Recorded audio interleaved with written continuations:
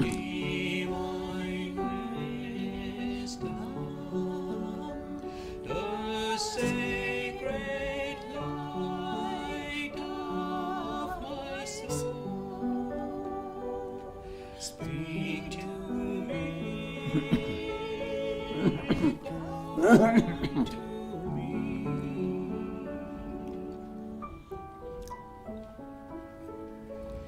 You shine in the radiant sun and ride on the soft whisper of the early morning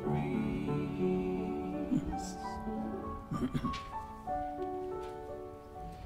Your melody sings in the gentle rain that falls on the flowers of spring. Is it supposed to?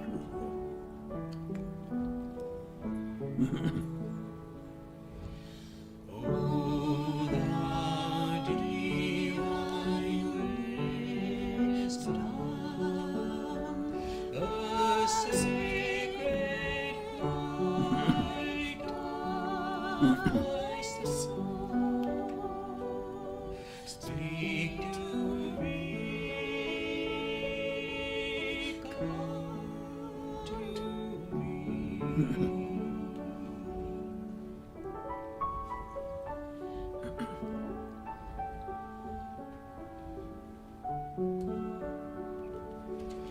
You are the tender stream of eternal love, flowing through my heart.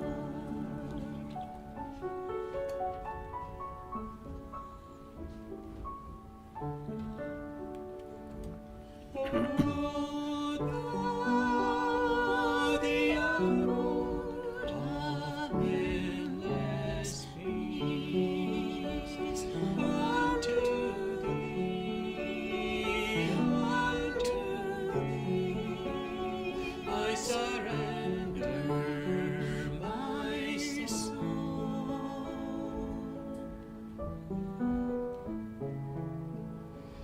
Like the river merging in the sea forever and for eternity.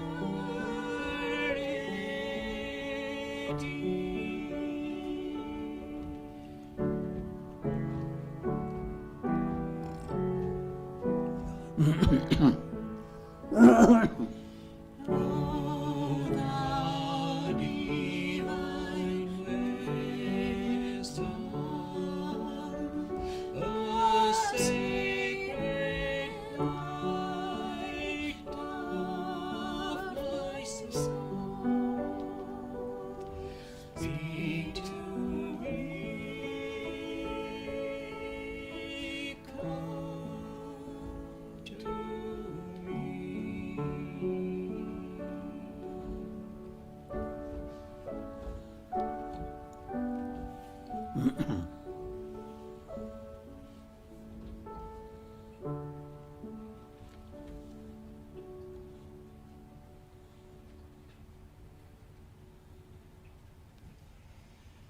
We are recording from the ashram of our revered Guru Pujya Atman Sri Swami Jyotirmayananda in Miami, Florida. Today is June the 23rd, 2020, Tuesday evening, and tonight Swamiji will be lecturing on Yoga Vasistha. This is series 2018, class number 249. And now Pujya Atman Sri Swami Jyotirmayananda. Om Brahmanandam Param Sukhadam Kevalam Jnana Murtim Dvandvatitam Gagana Sadrisham Tattvamasyaadi Lakshyam Ekam Nityam Vimalamachalam Sarvadhi Sakshi Bhutam Bhavatitam Trigunarahitam Sadgurum Tam Namami. Om. Adorations to Sadguru, who is Brahman, the giver of supreme bliss, embodiment of pure consciousness, one without a second, vast as the ether, infinite, eternal, beyond the three gunas and their modifications, the supreme preceptor. Yoga Vasistha Upasham Prakarana, section 87. And the episode of Sage Vasistha continues. He has attained enlightenment and he is expressing his deeper experience. The purpose is to give insight into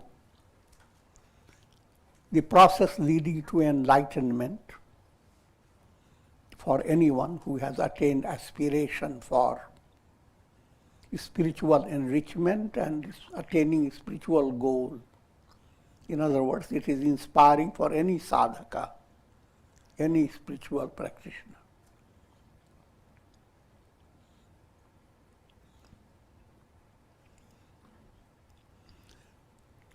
And this episode is be related by Sage Vasistha to Sri Rama.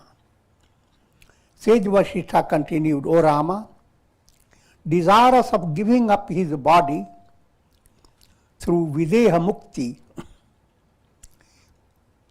Sage Vasistha took recourse to meditation on Om. He chanted a prolonged Om several times. Om.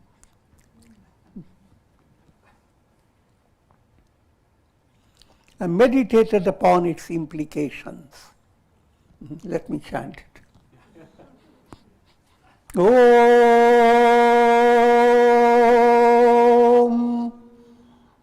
Om.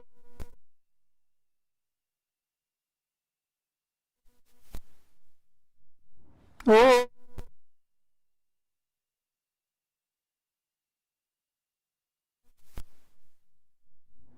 Several times.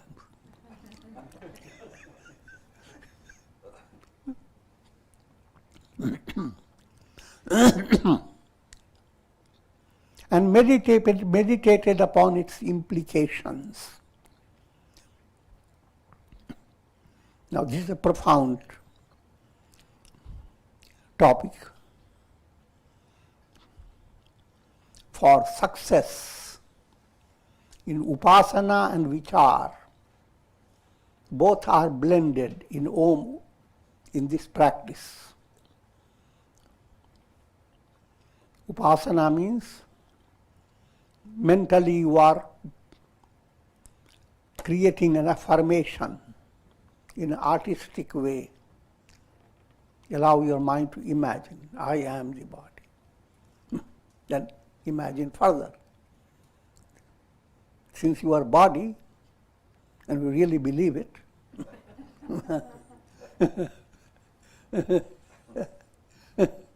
then don't stay a kid. What is the body made up of? Where is it coming from?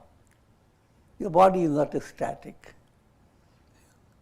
It is coming from the world of matter, and it's dissolving into the world of matter. It's a constant movement. It's not a static some entity. So, if your body has come on the basis of various foods you have eaten, I'm joking, but your body is made up of this matter. And since you want to recognize first your identity, I am body, why can't you have open-minded understanding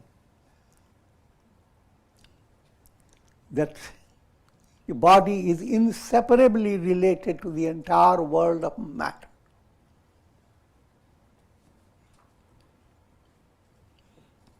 Even the nourishment that the earth brings out, the earth itself is receiving from different planets.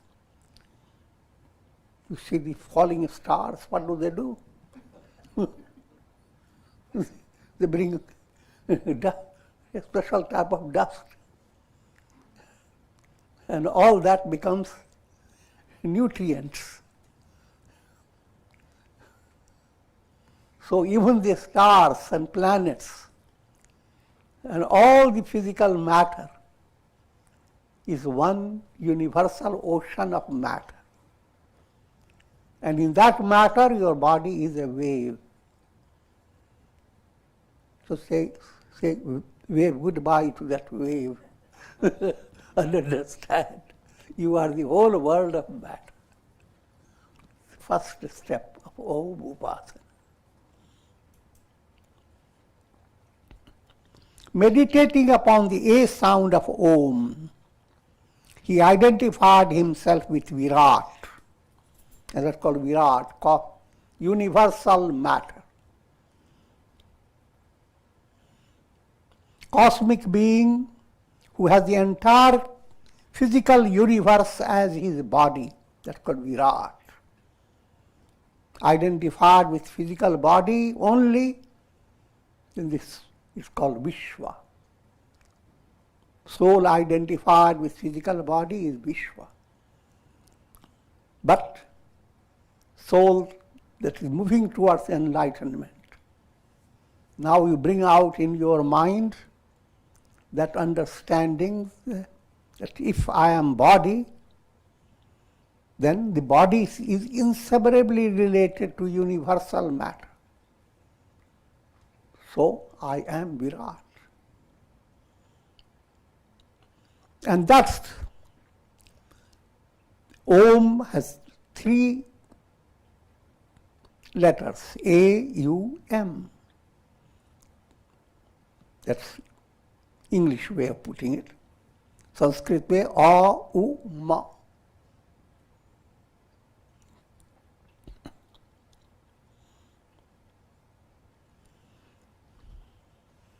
Then merging A, after you have completed this upasana, Vishwa is Virat. Stay with it. You can stay for 3-4 days only at this stage, depending upon your upasana level is to see how much you are touched by it. And automatically it opens the door for your inquiry. I'm not the body, I'm not the mind, etc. That I will explain further later.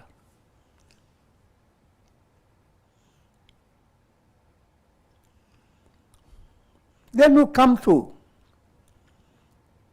just like a kid growing, you see. First stage, I'm body. Now, a growing mind. How do you say I am body? Through your brain. If your brain is paralyzed, you will not have any idea. You will have the whole body there. Others always see you are there. But you have no idea at all who is where. So as long as you are holding the idea I am body, that idea is not in the body. It is only in your mind.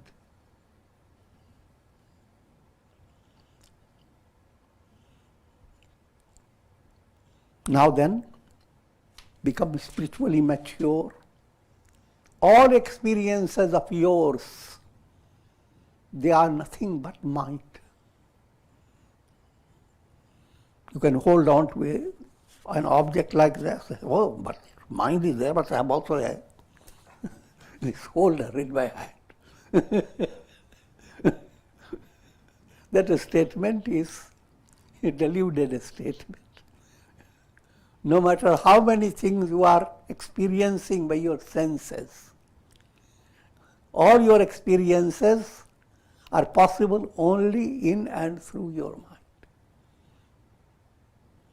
In dream you experience so many things. But all your experiences are projections emanating from your mind. The entire dream comes from your subconscious process.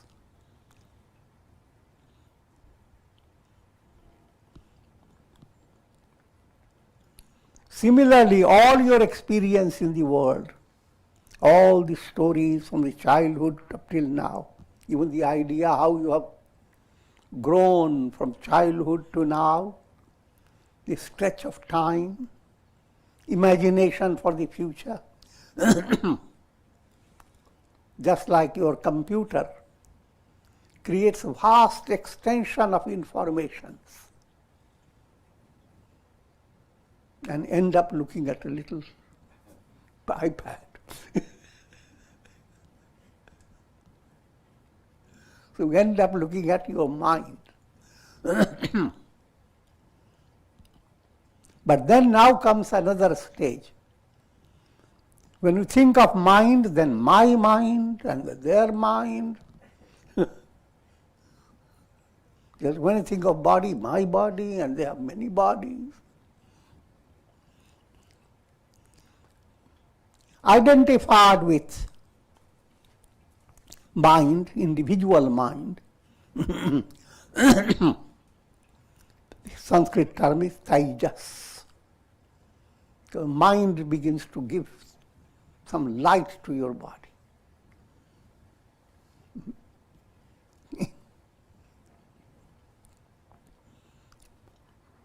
But when you start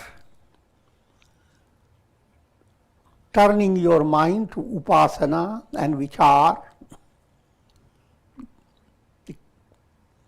you begin to understand that your mind is not separated from minds of others. Put it more in a profound way, all minds are like waves in a cosmic mind that is the ocean. In practical world, your mind is interacting with other minds, impacting upon them.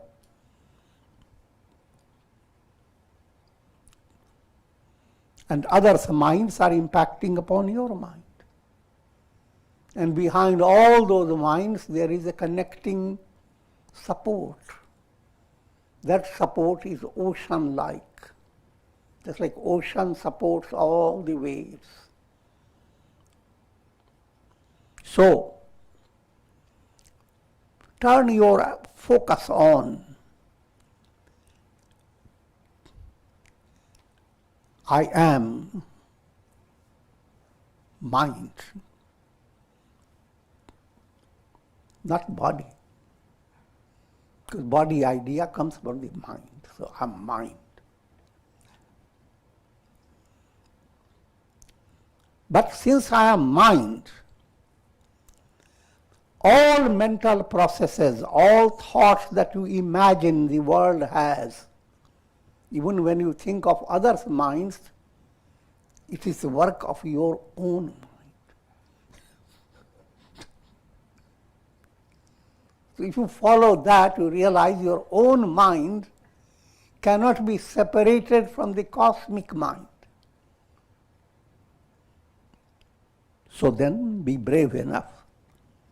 I am the cosmic mind. I'm the big serpent with 1,000 hoods, Sheshnaga. All things of this world are vrittis of the mind.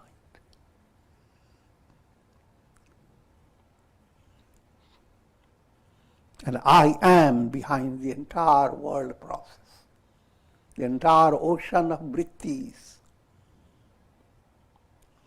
That Sanskrit term is called Hiranyagarbha. Hiranya is gold, Garbha is a womb. In other words, when you have that type of vision, that your mind is inseparably related to cosmic mind,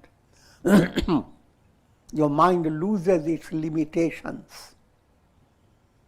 And the truth shines forth. Truth is gold. That gold, since gold shines forth from this state, cosmic mind is called Hiranyagarbha.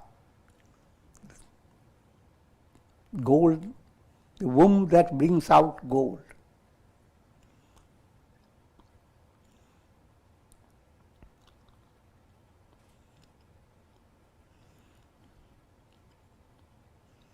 Then merging A in U, he merged the physical consciousness with astral consciousness.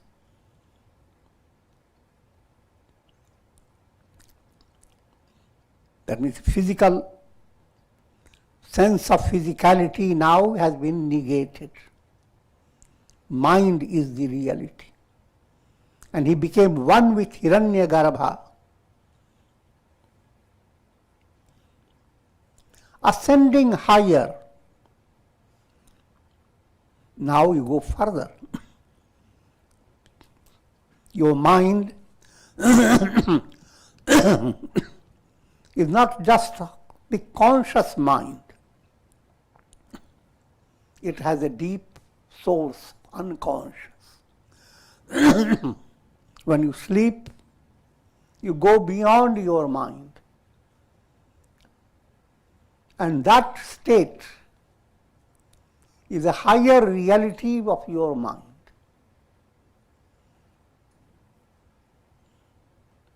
So then, firstly, I am the causal state. And that's known as prajna.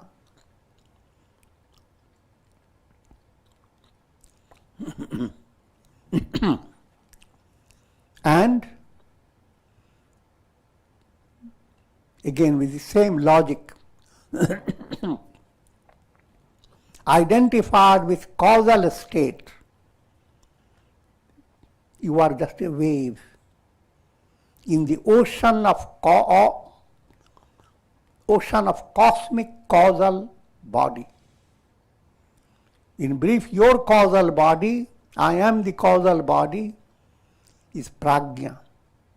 I am cosmic causal body, that's called Ishvara. Ishvara, God, who is the ruler, controller, supporter, the knower of past, present and future. Ishvara, who sustains, creates, and dissolves this world.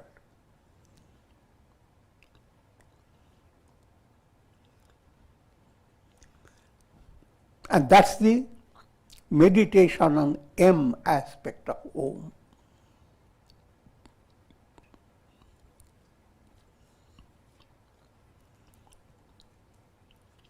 His astral body into the causal body and became one with Ishvara. The cosmic being for whom the entire causal universe is his body. That's Ishvara, God. And finally meditating upon Ardhamatra. Now the Om has fourth aspect. That has no expression in word, is simply silence. That fourth is transcendental.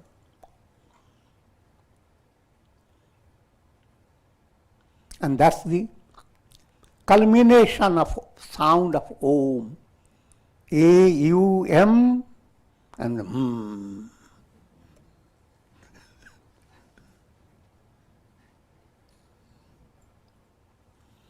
That the transcendental, absolute.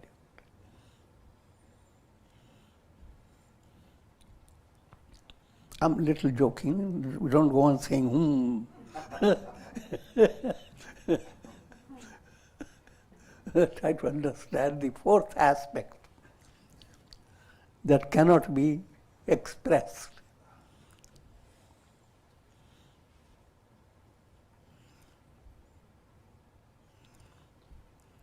This Ardhamatra is expressed in silence.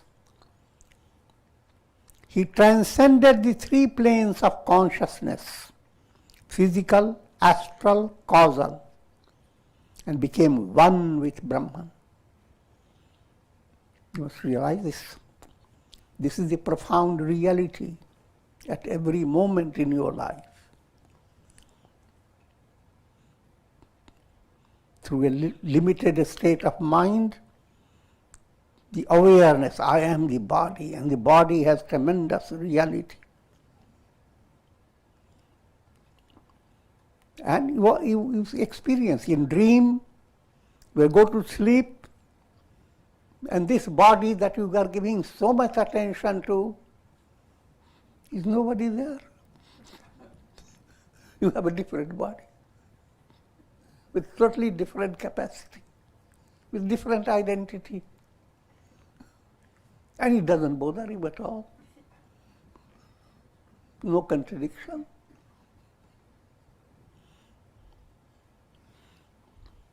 So what I'm leading to understand, that just as in dream,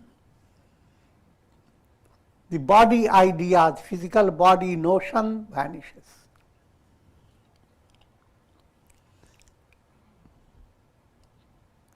Subtle plane seems to exist in your dream, but even that vanishes when you are in deep sleep. Then there is no role of body, mind, intellect, ego, nothing. That state is like the seed state, causal. Out of the seed sprouts your dream state, subtle.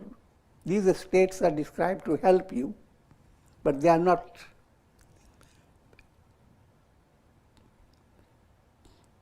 in real study. It is a positive movement. From waking state, I am the body, to the state, I am mind, is a positive movement. Putting in mathematical way of saying, when you study waking, dream, sleep, you are studying 1, -1, -2, -3. But when you are studying in a positive way, in meditation, it is +1. Normal waking is minus waking. It's never really awake. Come to the state, I am mind, is like +2. And I am the causal, +3. I've just kept it 1, 2, 3, just to keep it simple.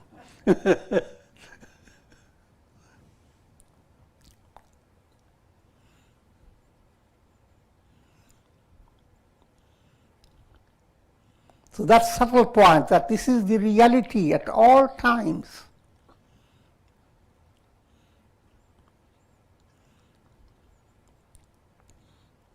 All times you are sleeping in your bed very comfortably. But in dream you have gone so many, faced many challenges, as well as prosperities, adversities, and so forth.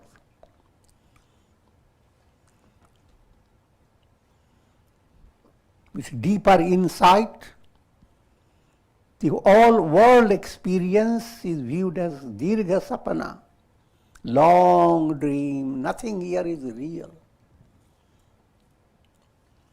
Abiding in his essential nature as Brahman, the sage shone like the full moon. Now these are allegorical pictures.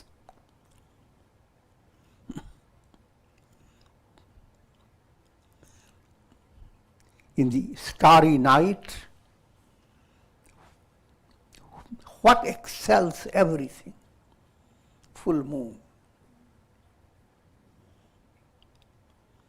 So in this world of transience and mortality, that state of immortality, the state of a revelation, I am Brahman,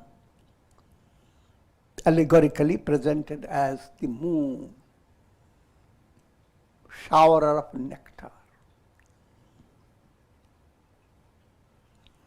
Another allegorical, like an ocean of peace.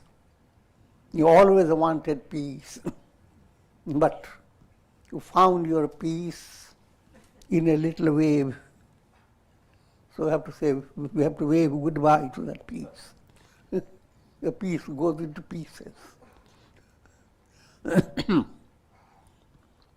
But now you have ocean of peace, means Purna, absolute peace, Shanti, Shanti, Shanti. Just as wind carries fragrance and having given it up, blows on, in the same way the sage gave up his senses and the subtle elements. Another illustration of wind.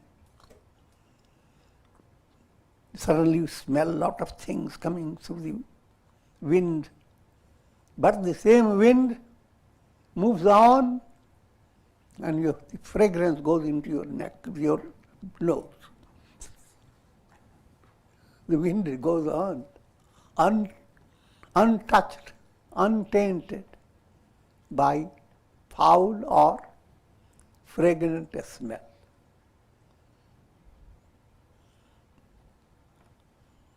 Similarly, that's what you are essentially. Pure consciousness. Another illustration, sky. So many things happen in the sky. The sky holds them all, but remains absolutely untouched.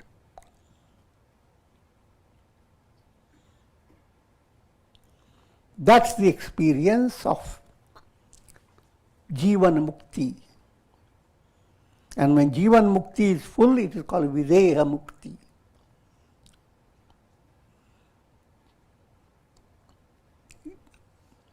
For more ordinary stage of interpretation, masses believe, whenever they hear Videha means a Jivan Mukta has died. So he went to Videha Mukti. Profounder point is not like that. Think of in Ramayana, Janaka is called Videha, and yet he had all that Videha with him.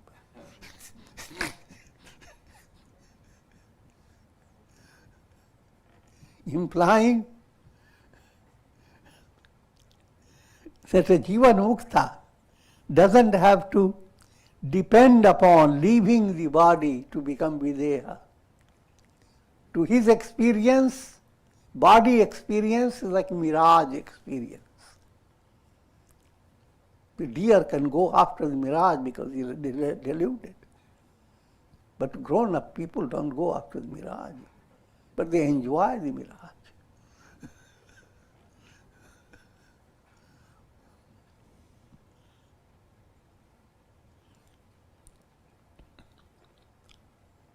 So when that state has come, that the world, practical world and all its experiences, including your body, is like mirage.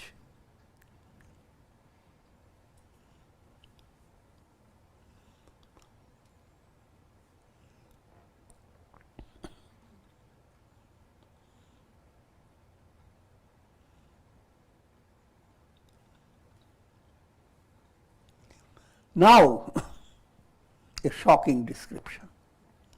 He encountered an ocean of darkness, but he crossed it by the force of his wisdom.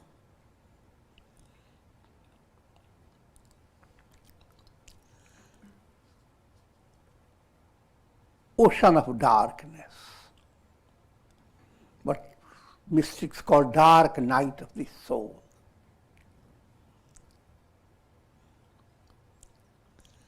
And to understand perfectly, you have to come to understand two terms, bhava pratyaya and pratyaya bhava.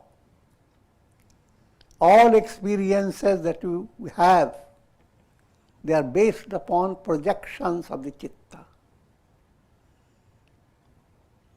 So if you want to change your experience, it is a change within the projected process. But in the state of videha mukti, the entire projection system is being taken away. And what is left? The absolute reality.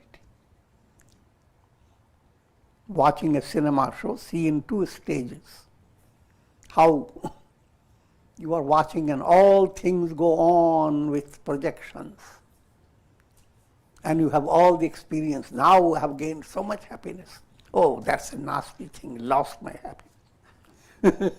You have gained and lost, everything going on. That's called bhava pratyaya. You are experiencing, you have the awareness of gain and loss, pleasure and pain, passage of time, and all those things. That's bhava pratyaya. Bhava pratyaya sustains the whole bhava movement. Bhava is samsara, the world process.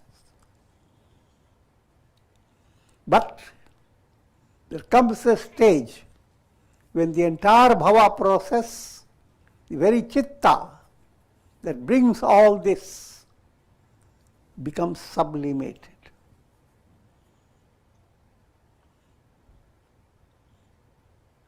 When the projection process moves away, then your chitta becomes chit, pure awareness. That shifting from bhava pratyaya to pratyaya bhava, from the presence of projection to the negation of projection, that switching is that dark night of the soul.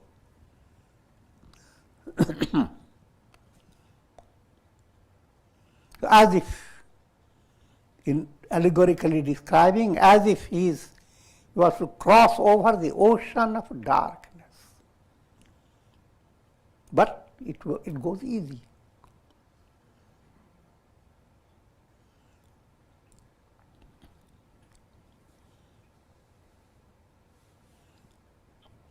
Then he encountered the light of sattva, which he crossed by the wings of wisdom. Now the dark night of the soul ends, and soham hamsa,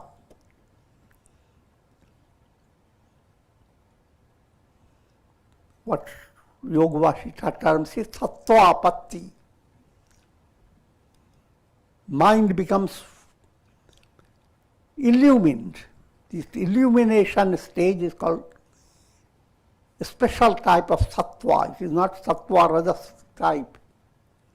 Absolute purity develops.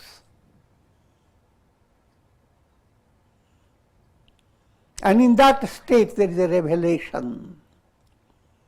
Soham, that what you have been meditating upon, that which was your goal, that I am.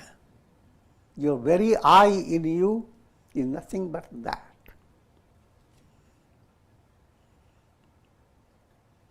And hamsa, this I, reverse that.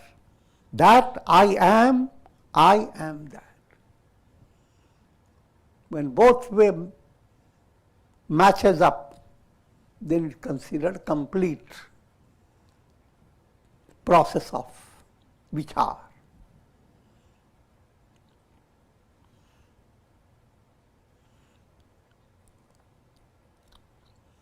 allegorically. Now, if you have that hamsa, I am that state, the hamsa has allegorical in language, means swan. And as if just like a swan begins to soar, your soul soars on the wings of wisdom to the highest state of liberation. And having risen above darkness and light, the darkness and light is referring to bhava pratyaya, gain and loss, pleasure and pain, going beyond all. The sage became free of all duality, absolute Advaita. At this stage, he spontaneously renounced the chitta and the term is used here, the mind. He renounced the mind by mind itself. Through your own mind, you unmind yourself. Be kind.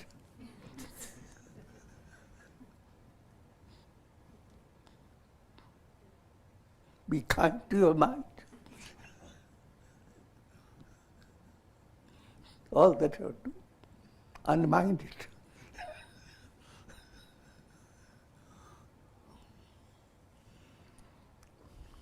O Rama, the sage then gave up the idea of individuality as spontaneously as a child gives up a fanciful notion.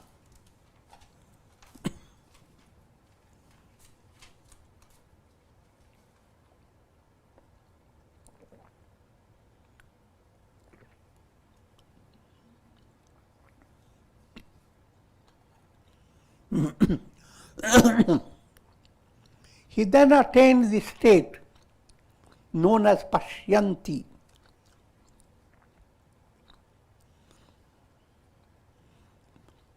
Pashyanti literally means absolute vision. Your vision is infinite, but there is nothing to see. The sun has nothing to enjoy. Rainbows and many stories of the world that are so interesting about the sun. Your eyes see them, others' eyes see them, so it is not pure Pashyanti. It is not just pure seeing, but your seeing is distracted. Pashyanti is absolute seeing, absolute vision. The sun is Pashyanti. The sun is simply shining without waiting to see what I have to see.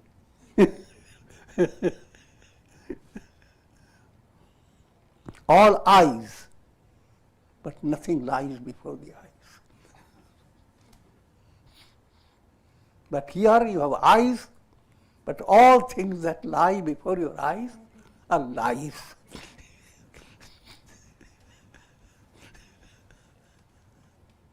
So when you are in this state, that's not Pashyanti.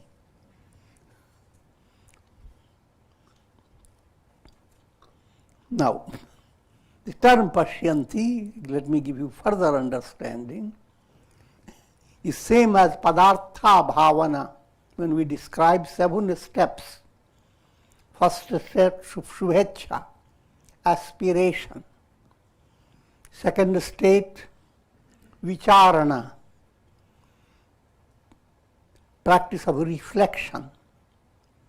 Third state, Tanumanasi, attenuation of mind. Mind is no longer pressured by raga, dvesha, attachment, hatred, etc. Fourth state, Sattvapatti, which I have just described. Mind has now become enlightened. Now asam sakti, state of experiencing being like breeze, untouched by foul and fragrant smell, carrying them but untouched. Asam Sakti, you are handling all the duties, facing all challenges, but your hand remains sanitized.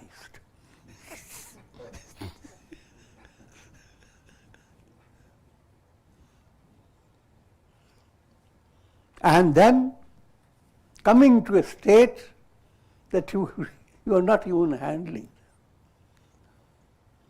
They don't exist.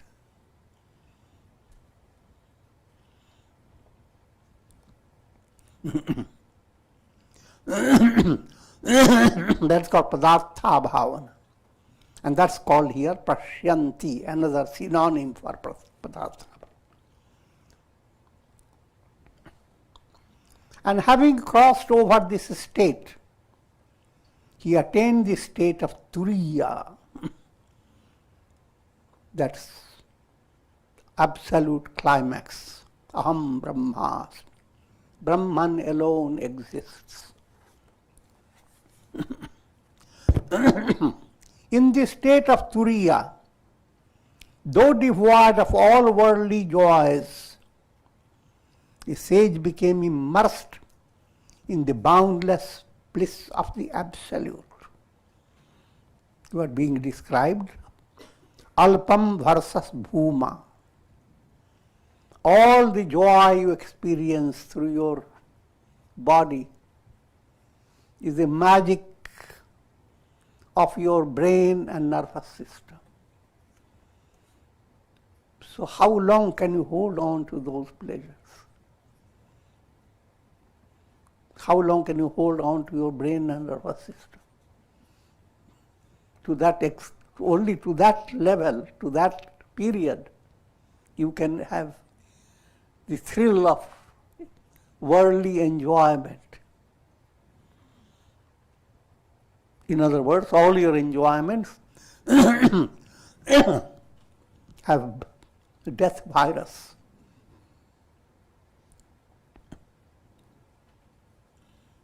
But turiya, that virus has been completely eliminated. No mortality. Therefore, now the joy you have is absolute joy. Ananda, known as bhuma, unconditioned bliss. Worldly joy, alpam, little. But even that, questionable.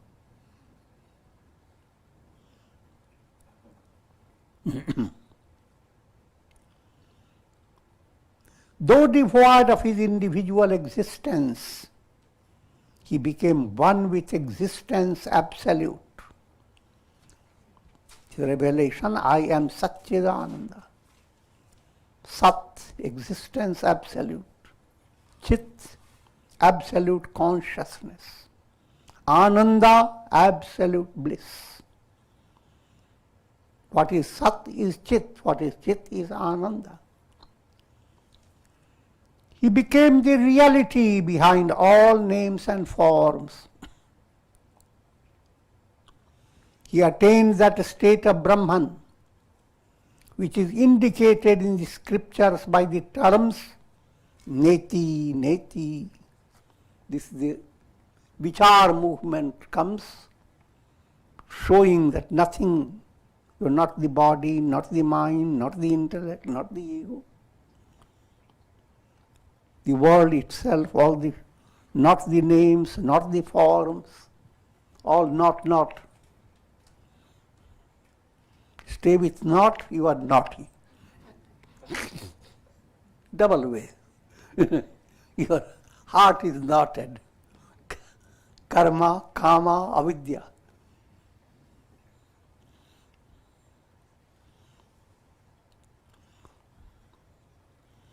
So that's what I was explaining to you. The upasana and vichar both come to culmination when you are adopting this Om practice. He attained that supreme state which is known differently by different philosophical systems. He became the void of the nihilists. Here it's actually referring to Buddha's term of void. When Buddha describes the ultimate is absolute void. Void, by that he meant all the mind that considers anything real, called thingness. The term thing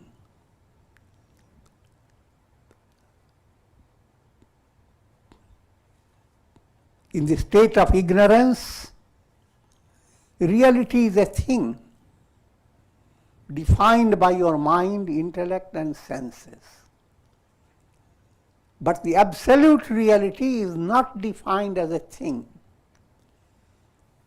So where all things are negated, to the masses it means void, shunya.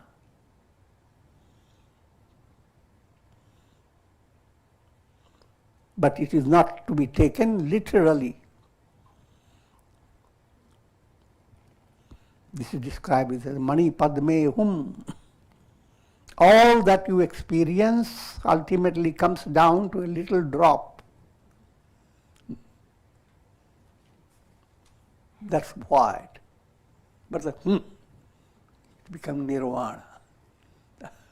It enters into shining sea of eternity.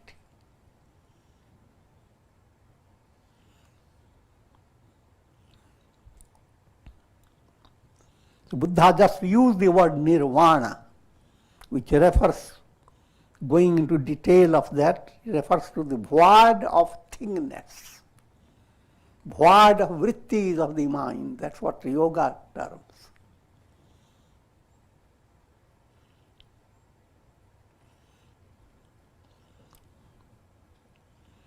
And Srimad Bhagavad Gita embellishes this term nirvana. It's a Brahma nirvana. So nirvana should not just give your mind the idea of absolute negation and nothing else. But not so. The negation of the word and revelation of Brahman, the absolute.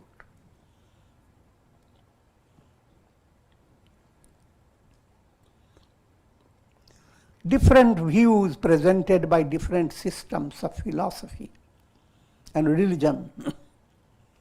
Yoga Vasistha, I can show, written so many 100 years ago. It shows such broad understanding of spirituality. That type of understanding that doesn't oppose any religion. It doesn't say, oh, this is the only religion. All religions are useless. No.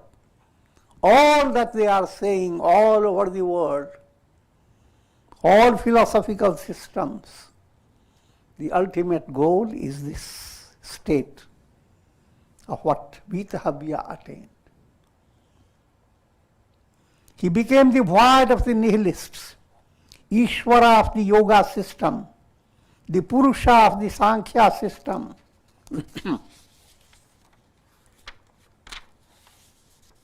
the Shiva of the Shiva worshippers, the Vishnu of the Vishnu worshippers, the Devi for the Devi worshippers. In fact, he became the supreme truth, absolute truth.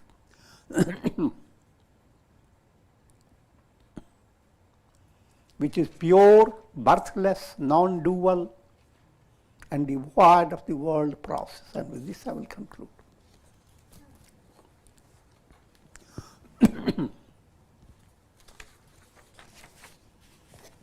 Om. Prayer for the shower of Karunamaya Rasa on all of you and all over the world.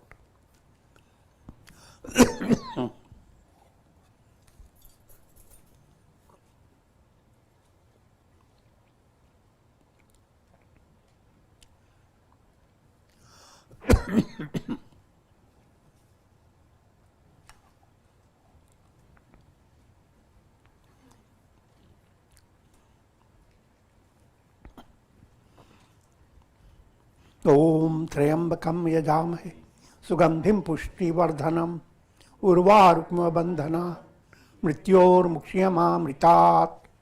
Om Sarve Bhavantu Sukhina Sarve Santu Niramaya Sarve Bhadrani Pashyantu Ma Kashchid Dukhabhag Bhavet. Om Shanti Shanti. Hari Om.